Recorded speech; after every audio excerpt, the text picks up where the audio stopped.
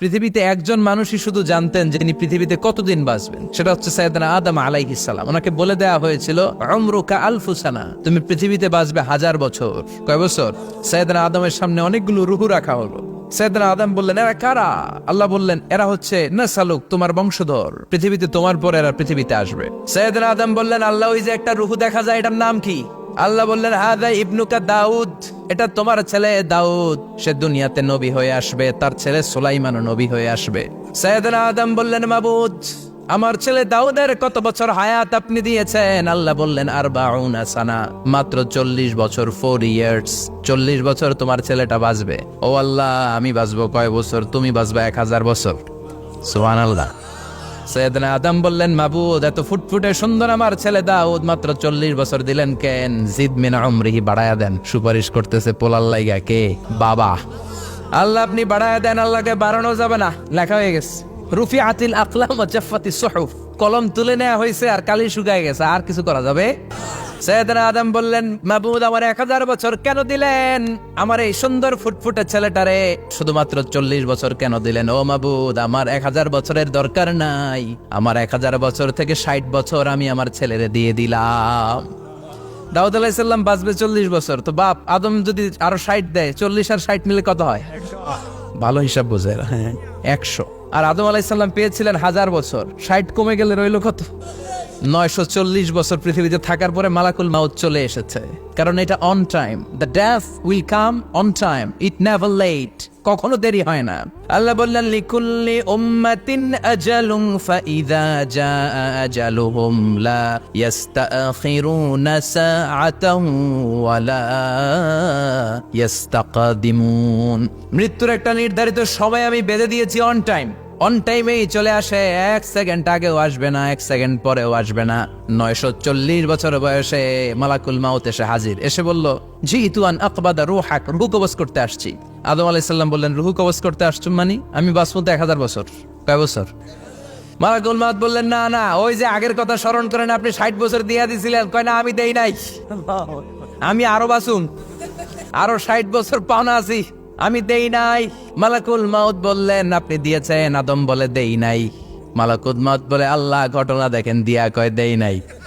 আল্লাহ কয়, থাক, কথা কইস না, আয়া পর। নাসিয়া আদম ফানাসিয়া বানু, ভুলে গেছেন উনি। আমরা ভুলে যাই, আমরা খেয়ে বলছি খাই নাই, নিছিলাম পকেটে, কয় নেই নাই। এরকম ডাকাইত আছে না নাই? নাসিয়া আদম ফানাসিয়া বানু, বিশ্বনবী বললেন, আদম ভুলেছে তো তার সন্তানরাও ভুলে যায়। জাহাদা আদম ফাজাহাদা যুররিয়াতু, আদম অস্বীকার করেছে, তার সন্তানরাও অস্বীকার করে। সেদিন থেকে আল কিতাব ওয়া শুহুদ, মানে লিখে রাখার সিস্টেম আর সাক্ষীর সিস্টেম চালু হয়েছে। সুবহানাল্লাহ পড়েন। 940 বছর বয়সে মালাকুল মাউত এসে আদম আলাইহিস সালামের রূহ নিতে পারে নাই। উনি 1000 বছর যখন হয়েছে, সাইয়েদনা আদম আলাইহিস সালামের রূহ কবজ করেছে। যেই দিন পৃথিবীর প্রথম মানব, প্রথম নবীর রূহ মালাকুল মাউত দুনিয়া এসে কবজ করেছে, ওই দিনটাও ছিল জুমাবার। আল্লাহু আকবার। আবার বিশ্বনবী বললেন, লা তাকুমুস সাআ ইল্লা ফি ইয়াউমিল জুমআহ, ইযা যুলজিলাতিল আরদু জিলজালাহা ওয়া আখরাজাতিল আরদু আসকালাহা, ইযা রুজ্জাতিল আরদু রাজ্জান ওয়া বুসাতিল জিবালু বাসসা। কিয়ামতের দিন পৃথিবীটাকে একটা প্রকম্পন দিয়ে কাঁপিয়ে দিবে কে? মারাত্মক একটা ঝাঁকুনি দিবে আল্লাহ, পুরো পৃথিবীটা কেঁপে ভেঙে চুরে খান খান হয়ে যাবে। এই ঝাঁকুনি আর আর্থকোয়েক, ভূমিকম্প এর ঘটনাটা যেদিন ঘটবে, ওই দিনটাও হচ্ছে জুমার দিন। কারণ দিন নয়, ফিহি খালাকাল্লাহু আদম, এই জুমার দিনে আল্লাহ তাআলা সাইয়েদনা আদম আলাইহিস সালামকে তৈরি করেছে। বিশ্বনবী বলেন, লাম্মা খালাকাল্লাহু আদম ওয়া কানা তুলুহু 60 যিরাআন, আল্লাহ তাআলা যখন আদম আলাইহিস সালামকে তৈরি করলেন, 60 হাত লম্বা করে তৈরি করলেন। আর আমরাও যারা জান্নাতে ঢুকবো, আমাদের আকৃতি থাকবে 60 হাত লম্বা। আল্লাহ সাইয়েদনা আদমকে তৈরি করলেন এই জুমার দিনে। আবার সাইয়েদনা আদম আলাইহিস সালামকে পৃথিবীর বুকে তিনি পাঠিয়ে দিয়েছিলেন এই জুমার দিনে। সুবহানাল্লাহ। কুল নাহবিতু মিনহা জামিআ, ও Adam, go down with your wife, তোমার স্ত্রী হাওয়াকে নিয়ে পৃথিবীতে নামো। সাইয়েদনা আদম আলাইহিস সালামকে আল্লাহ তাআলা পাঠিয়েছিলেন শ্রীলঙ্কার একটা পাহাড়ে, অ্যাডামস পিক। ওখানে ঐতিহাসিকভাবে প্রমাণিত, এটা হাদিসে নেই, কুতুবুত তারিখে এসেছে। শ্রীলঙ্কা একটা পাহাড় আছে, কলম্বো থেকে অনেক দূর। ওই পাহাড়ের চূড়ায় সাইয়েদনা আদম আলাইহিস সালামের ফুটপ্রিন্ট আছে। ফুটপ্রিন্ট মানে পায়ের ছাপ। সুবহানাল্লাহ পড়ো। এটারে বলে ফিঙ্গারপ্রিন্ট। এটারে কি বলে? পায়ের গুলারে একজনের আঙ্গুলের ছাপের সাথে একজনের আঙ্গুলের ছাপের মিল নাই। শুধু তাই না, আমার এই আঙ্গুলের সাথে এই আঙ্গুলের ছাপের কোনো মিল নাই। আয়াহসাবুল ইনসানু আল্লান নাজমা ইযামা বালা কাদিরিনা আলা আন নুসাউইয়া বানানা। আল্লাহ বলেন, গোলাম তুমি মনে করেছো তোমার হাড্ডি গুড্ডি পচে যাবে, তোমাকে আমি একত্রিত করে আবার বানাতে পারবো না? বানানো তো অনেক দূরের কথা, আমি তো তোমার আঙ্গুলের ছাপগুলো সংরক্ষণ করে রেখেছি। চিল্লায় পড়েন আল্লাহু আকবার। 1880 সালে স্যার ফ্রান্সিস গাল্টন নামে একজন বিজ্ঞানী, তিনি আবিষ্কার করেছেন যে আমাদের আঙ্গুলের ছাপগুলো আলাদা, ফিঙ্গারপ্রিন্ট আলাদা। এই 10টা আঙ্গুলের একটার সাথে আরেকটার কোনো মিল নাই। এই পৃথিবীতে যদি 600 কোটি মানুষ হয় তাহলে 6000 কোটি আঙ্গুল, একটা আঙ্গুলের সাথে আরেকটা আঙ্গুলের ছাপের মিল আছে? যারা সিগনেচার দিতে পারে না এরা কি দেয়? টিপসই দেয়। সুবহানাল্লাহ।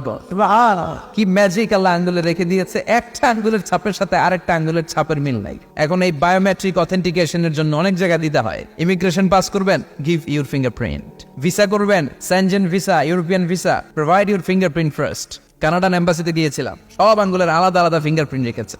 এখন এটা অথেন্টিকেশনের জন্য সিকিউরিটি পারপাস খুব গুরুত্বপূর্ণ, কিন্তু 1500 বছর আগে, 1880 মানে কি 200 বছর তো না, 200 বছর আগে বিজ্ঞানীরা আবিষ্কার করলো। 1500 বছর আগে সূরাতুল কিয়ামার ভিতরে ফিঙ্গারপ্রিন্টের কথা বলেছে কে? আর পায়েরটারে বলে ফুটপ্রিন্ট। এটা প্রাণীদের ক্ষেত্রে প্রযোজ্য, কারণ প্রাণীদের আঙ্গুল নাই, আছে? ওদের আছে পা। বাঘের কয় পা? 4 পা। বাঘের হাত কয়টা? হাত নাই, ওদের পা, ফলে ওদের ফুটপ্রিন্ট লাগে। সুন্দরবনে কয়টা বাঘ আছে এটার একটা হিসাব আছে। কি করে বলে, কেমন করে হিসাব করে? বাঘের কাছে যে গুনে, চেহারা তো একরকম, একটারে 3 বার গুণ। কথা গণ কিভাবে গণে তাহলে? বাঘসুমারি হয় কিভাবে? ফুটপ্রিন্ট, পায়ের ছাপ। একটা বাঘের পায়ের ছাপের সাথে আরেকটা বাঘের পায়ের ছাপের কোনো মিল নাই। আবার কাবা ঘরের পাশে একটা ছোট্ট জায়গা আছে, এই জায়গার মধ্যে রব্বুল আলামিন সব নবীদের পিতা সাইয়েদনা ইব্রাহিম আলাইহিস সালামের ফুটপ্রিন্ট রেখে দিয়েছেন।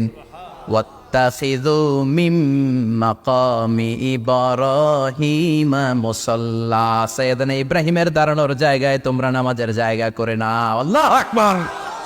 সাইয়েদনা ইব্রাহিম আলাইহিস সালামের পায়ের ছাপ আছে কিন্তু মাকাম ইব্রাহিম, আর সাইয়েদনা আদম আলাইহিস সালামের পায়ের ছাপ আছে অ্যাডামস পিকে, শ্রীলঙ্কার ওই পাহাড়ে। তো যেদিন আদম আলাইহিস সালামকে আল্লাহ ওখানে পাঠিয়ে দিয়েছিলেন, ওই দিনটা ছিল জুমার দিন। সুবহানাল্লাহ নাই? এরপরে সাইয়েদনা আদমকে পাঠানো হলো শ্রীলঙ্কায়, সাইয়্যিদাতুনা হাওয়া আলাইহিস সালামকে পাঠিয়ে দেয়া হলো সৌদি আরবের জেদ্দা শহরে। আরবিতে জেদ্দা বা জাদ্দা মানে দাদি, জেদ্দাতুন বা জাদ্দাতুন মানে কি? দাদি। হাওয়া আলাইহিস সালাম আমাদের সবার দাদি, ঠিক কিনা? ওনার নামে এই শহরের নাম। বছরের পর বছর সাইয়েদনা আদম আলাইহিস সালাম এবং হাওয়া আলাইহিস সালাম আল্লাহর কাছে ক্ষমা চাইলেন, আল্লাহ ভুল করে নিষিদ্ধ গাছের ফল খেয়েছি, তুমি মাফ করে দাও। আল্লাহ বললেন, আদম কয়েকটা কালিমা শিখিয়ে দেব, এই কালিমাগুলোর পরে আমার কাছে দোয়া করো, আমি কবুল করে নিব। আল্লাহু আকবার। আল্লাহ শিখিয়ে দিলেন আর বললেন, আদম পড়ো, রাব্বানা যালামনা আনফুসানা ওয়া ইল্লাম তাগফির লানা ওয়া তারহামনা লানাকুনান্না মিনাল খাসিরিন। ও আল্লাহ, জুলুম করেছি নাফসের উপর, ভুল করেছি, অন্যায় করেছি, আপনি যদি ক্ষমা না করে দেন আমরা শেষ হয়ে যাব, আমরা হালাক হয়ে যাব, ক্ষতিগ্রস্তদের মধ্যে শামিল হয়ে যাব, ঠিক কিনা? আল্লাহ সাইয়েদনা আদম আলাইহিস সালামের তওবা কবুল করলেন। ওনার কাজ হচ্ছে তওবা কবুল করা। আমাদের কাজ গুনাহ করা, শয়তানের কাজ ওয়াসওয়াসা দেওয়া, আল্লাহর কাজ খালি মাফ করা। তার মানে আদম সৃষ্টি হলো জুমার দিনে, দুনিয়ায় নামিয়ে দেওয়া হলো জুমার দিনে, তওবা কবুল করে নেওয়া হলো জুমার দিনে, রূহ কবজ করা হলো জুমার দিনে, আবার কিয়ামত সংগঠিত হবে জুমার দিনে। পড়েন সুবহানাল্লাহ। আবার বিশ্বনবী বললেন, আর রমাদান ইলা রমাদান, এক রমজান থেকে আরেক রমজানের মাঝখানে যত গুনাহ হয় মাফ করে কে? তারপরে বিশ্বনবী বললেন, আল উমরাতু ইলা আল উমরাহ, কেউ যদি একবার উমরা করে পরে আবার করলে 2 উমরার মাঝখানে গুনাহগুলো মাফ করে দেয় কে? আবার বিশ্বনবী বললেন, আল জুমআতু ইলাল জুমআ কাফফারাতুন লিমা বাইনাহুমা, এক জুমার পর থেকে সামনের জুমা আসা পর্যন্ত যে সগীরা গুনাহগুলো হয় সবগুলো সগীরা গুনাহ মাফ করে দেয় কে? সারা সপ্তাহে ভুল ত্রুটি অন্যায় যা করলাম জুমার নামাজের বদৌলতে সব গুনাহ মাফ করে দেয় কে? এই দামি দিনটাকে আল্লাহ ইহুদিদের দিতে চেয়েছিলেন, পায় নাই। আলহামদুলিল্লাহ কইবেন না? তারা ইখতিলাফ করে হারাইছে এটা। এই দামি দিনটা রব্বুল আলামিন নাসারাদেরকে দিতে চেয়েছিলেন, ফাখতালাফু, ওরাও ইখতিলাফ করে হারাইছে। এজন্য ইখতিলাফ ভালো জিনিস না খারাপ জিনিস? ইহুদিদেরকে আল্লাহ দিতে চাইলেন, ইখতিলাফ করে হারাইছে, নাসারারাও হারাইছে। ফাজা আল্লাহু বিনা ফাহাদানা বিহাদা দ্বীন, রব্বুল আলামিন এই দিনটা আমাদেরকে দিলেন, আমরা ইখতিলাফ করি নাই, বিশ্বনবীর হাতে হাত রেখে ঐক্য করে ঘোষণা দিয়েছি জুমার দিন আমাদের সাপ্তাহিক দিন। সুবহানাল্লাহ। বিশ্বনবী বলেন ফাগাদান লিল ইয়াহুদ, সাপ্তাহিক আনন্দের দিন ইহুদিদের জন্য হচ্ছে শনিবার, ইয়াউমুস সাbt, বাদা গাদ লিন নাসারা, আর খ্রিস্টানদের জন্য হচ্ছে রবিবার, আর আমাদের জন্য হচ্ছে শুক্রবার। চিল্লায় পড়েন আল্লাহু আকবার। তার মানে জুমার দিন, জুমাবারের মর্যাদা বেশি না কম? চিল্লায় বলেন বেশি না কম? জুমার দিন সকালবেলা ফজরের নামাজের পর থেকে ফেরেশতারা যতগুলো মসজিদে জুমা অনুষ্ঠিত হয় ওই মসজিদে ঢোকার প্রতিটা দরজার মধ্যে দাঁড়িয়ে থাকে। কারা কারা আগে আগে জুমার নামাজ পড়ার জন্য মসজিদে যায়, প্রত্যেকের নামগুলো একটা জান্নাতের রেজিস্ট্রি খাতার মধ্যে তুলে নেয়। এই নামগুলো স্পেশালি আল্লাহর কাছে পাঠানোর জন্য। ডানে বাঁয়ে সামনে পেছনে যতগুলো দরজা, প্রতিটা দরজায় ফেরেশতারা বসে থাকে। কে আগে আসলো নাম তুলে দেয়। তুলতে তুলতে তুলতে তুলতে খতিব সাহেব যখন খুতবা দেওয়ার জন্য মিম্বারে যেয়ে বসে যায়, ফেরেশতারা তাদের খাতা বন্ধ করে তারাও খতিব সাহেবের সামনে জুমার খুতবা শোনার জন্য বসে যায়। পড়েন সুবহানাল্লাহ। প্রথম জুমার দিন জুমার মসজিদে যে ঢুকবে, বিশ্বনবী বললেন আল্লাহর রাস্তায় একটা উট কুরবানি দিলে যেই সওয়াব, এই সওয়াব আল্লাহ আমলনামায় দিয়ে দেয়। দ্বিতীয় পর্যায়ে যে ঢুকে, বিশ্বনবী বললেন বাকারা, গরু কুরবানির সওয়াব পায়।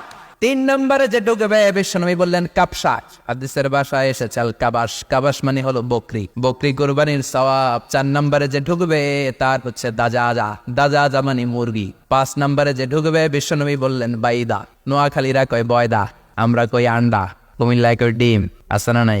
এক দেশের কত ভাষা, এক দেশের গালি আরেক দেশের বলি। আমরা বলি ছেলে, কুষ্টিয়ায় বলে পুত্র, আরেক জায়গায় গেলে বলে হুত, আরেক জায়গায় গেলে বলে ফোয়া। আছে না নাই? এক এলাকায় বলে বেটা ছেলে, ছেলেদেরকে বেটা ছেলে, মরদ ফোয়া, মরদ ফোয়া হইতে না, মরদ ফোয়া হবে। আহা, কি ভাষার বৈশিষ্ট্য। তো যেটাতে আমরা বলি ডিম, কোথাও বলে আন্ডা, কোথাও বলে বয়দা। তো এই বয়দা আল্লাহর রাস্তায় দান করে দিলে যেই সওয়াব, পঞ্চম ব্যক্তি ওই সওয়াব পাবে। এই 5 জনের পরে আর লেখালেখি নাই, বাকিদেরটা নর্মাল এন্ট্রি করে সব ফেরেশতারা খুতবা শোনার জন্য বসে যায়। সুবহানাল্লাহ। তো জুমার দিনে আগে আগে যাবেন তো?